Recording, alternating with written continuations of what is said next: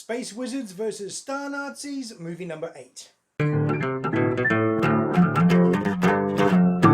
The Last Jedi, directed by Rian Johnson,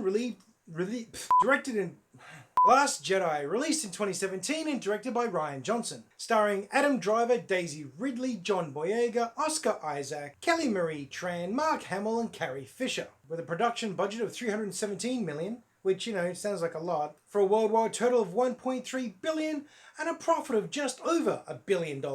So yeah, not that expensive after all, really. Okay, so let's discuss the obvious really quickly. This one divided the fan base pretty badly. People loved it, people hated it, and for the first time in a long time, you had the middle road of people that just thought it was okay. There were some bits they didn't like. That's me. On the whole, I enjoyed the characters quite a lot. I like Rey. I like Daisy Ridley's portrayal of Rey. I enjoy that character. Yeah, it's a bit of a Mary Sue, but if you're going to go Mary Sue, might as well be the most powerful Mary Sue to ever sue in Mary fashion. And it honestly looked and felt very Star Wars to me. I mean, I love the music and the effects, that sort of thing. Visually speaking, very, very Star Wars. On point Star Wars entertainment. It just didn't seem to know what sort of Star Wars entertainment it wanted to be. I'll get to that in a minute. The film has some highly memorable sequences, some really good character interaction actually. I really enjoyed the Kylo Ren-Rey interaction. I enjoyed that.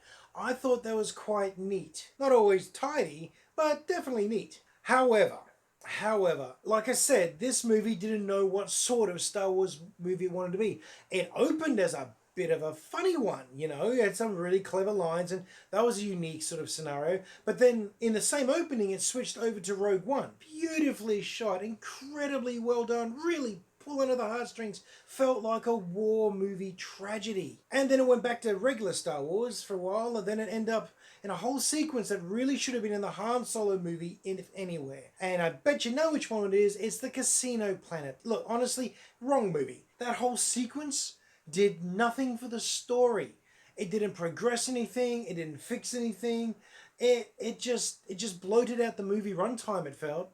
And actually it made everything worse. Made everything worse for the rebels at the end of the day. Which takes us down to the Salt Planet, which looked like a Hoth planet, and the whole thing felt like Hoth because it was Hoth. It was Hoth all over again, and just a lot more salty. Mind you, the sequence itself was great. I enjoyed the sequence. I enjoyed Luke turning up. I enjoyed the whole thing. I quite liked it. And the somewhat forced character development for Poe Dameron, also good.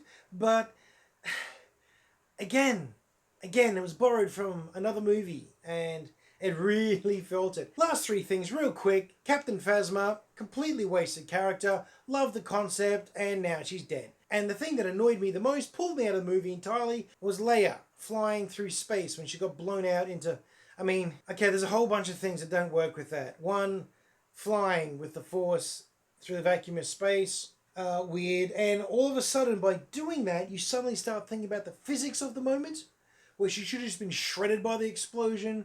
The concussive blast should have just pulped her internal organs, blah, blah, blah. All these sort of things you're not meant to think about in a Star Wars movie, because the moment you bring physics into it, it becomes the lightsaber principle and everything unravels again. And the very last thing, it was a beautiful thing to look at, and the sound, the audio engineering that went with this little trick, this sequence, was gorgeous. It's when Captain Purple Hair took the Rebel flagship and turned it into a hyperspace torpedo, smashed into that great big planet-sized spaceship. Beautiful. Loved it. Until I thought about it later. If all of a sudden that's all you need to do, you get a junked up freighter, load it full of something heavy or bangy, hyperspace it towards something that you don't like, and there you go. Not a fan of that. I now have to try and give this a score, and I'm really conflicted.